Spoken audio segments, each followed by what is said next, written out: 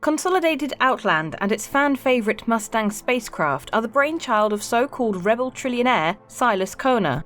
Born a mere billionaire, Silas was the sole heir to a family fortune that was generated in the early days of the Bremen Systems settlement. His several times great-grandfather was responsible for settling much of the planet's temperate regions, and cashed in deeply when the new formed United Empire of Earth essentially chose the world to feed the Tavaran war effort. Kerner has not been content to sit on his bank balance, doubling his fortune time and time again with his seemingly outrageous but always on the money investments. At age 16, he invested half his fortune in a small jump communications company that happened to then find UEE sponsorship and take off. Following that start, millions invested in fish farming immediately reaped a massive return when Earth-based seafood, which could be grown easily on Bremen, became all the rage on developing colonies. The pattern continued as he invested in electronics, mining, remote charting, and even the increasingly faltering terraforming industry, always with great success.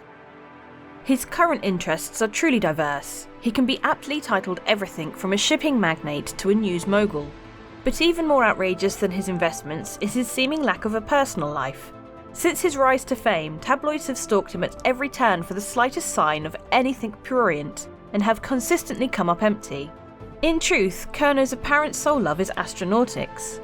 Since crossing the multi-billion mark at age 22, he has become a passionate space pilot and a collector of rare ship designs. His collection, which currently numbers some 300-odd ships, is housed in a massive underground museum on Bremen and includes everything from vintage Robert Space Industries Zeus to the sole surviving Drake Lobster prototype, which remains unflown and still packed in its shipping foam. Consolidated Outland is the end result of his lifelong interest, his attempt to build what he deems to be the perfect spacecraft. Although the name is strongly intended to imply an alliance of distant worlds towards a noble technological goal, in truth, Kerner owns 100% of Consolidated Outland. No Mustang variant takes shape without his input, and he has been known to appear without ceremony on the factory floor, insisting that changes be made on the fly to in-production spacecraft. Consolidated Outland is based on Kerner's homeworld of Bremen, and no corporate facilities are located off-world. Kerner's private property is also Bremen-specific, and he apparently leaves the planet only for pleasure. He communicates with buyers and off-world interests exclusively via telepresence robot. While Kerner refuses to comment on his personal life, he has been outspoken in his criticism of other manufacturers' spacecraft, seemingly finding vocal fault with every design from the Aurora, a flying trash can, to the Gladiator, a half-assed toy for full-grown children to play fighter hero, to the Freelancer, where his comments are unrepeatable. Kerner is somewhat naturally an avid Star Racing fan. He owns a top-tier racing team outright, the Blue Devils, and maintains luxury box seats at all Murray Cup events. Consolidated Outland began life innocently enough, producing vanity spacecraft conversion kits. The conversion kit business was Kerner's attempt to stealthily enter the industry, to prove that he could marshal the resources needed to produce high-quality aerospace parts before springing the Mustang on the Galaxy. The first range of conversion kits were high-quality style kits for common spacecraft, chrome trim for the Aurora CL, decorative spoiler attachments for the Freelancer and the like. No new craft based on these designs are available today, and existing ships fetch extraordinary sums on the secondary market. The reactions from specialists at the time were, and continues to be, that they were high-quality attachment parts that served no practical purpose, seemingly Kerner's attempt to fix what he saw as visually broken spacecraft designs. Consolidated finally hit it big with the more crowd-pleasing aftermarket F-7A Hornet kit, which converts the appearance, but not the hardpoints, of civilian Anvil Hornet fighters to match their military counterparts. With the launch of the Mustang, manufacturing of F-7A conversion kits has ceased, although the kits are still readily available.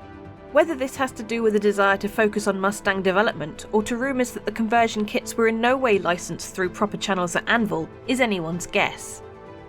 The Mustang is the ship Kerner had always wanted to build, a stylish, fast and low-priced alternative to the RSI Aurora and Origin 300 series. The Mustang looks like nothing else in space and utilises over 50 unique alloys in order to keep weight down and allow for its mass production on a less developed world. Internally, the vast majority of systems come from the company directly, from the Consolidated Outland Magma jet engine to the Consolidated Outland Icebox P cooling system. Some systems, such as weapons and shields, are still provided by outsources. Consolidated Outland maintains that they do not construct weapons, they simply allow weapons to be mounted on their ships for proper defence. Although there are now a series of Mustang variants available, what is known for sure is that the Twin Mustang will never be one of them. A makeshift long-range double fuselage variant developed early on by simply welding two incomplete Mustangs together. The Twin was naturally unstable and a resulting crash killed two test pilots. Kerner issued a rare quote to the press saying that the Twin Mustang was a terrible, terrible idea which will not be revisited.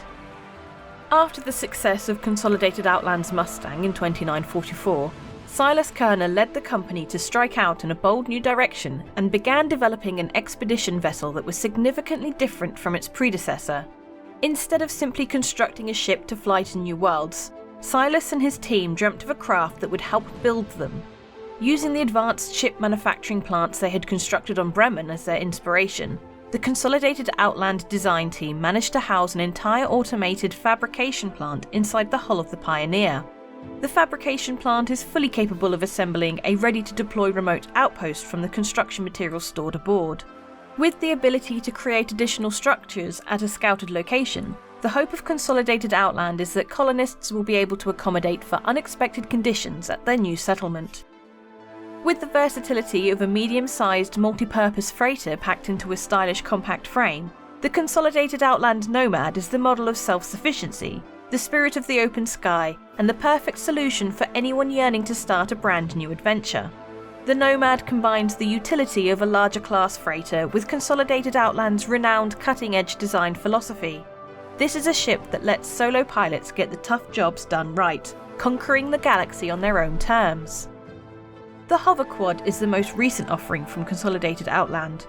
Designed as a companion ground vehicle for the Nomad, the Hover Quad's sleek angular frame utilises 4 Gravlev pads for maximum manoeuvrability, making it the perfect transport across all kinds of surfaces.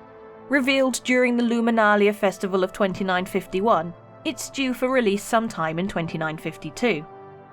Silas Kerner wants to change the universe.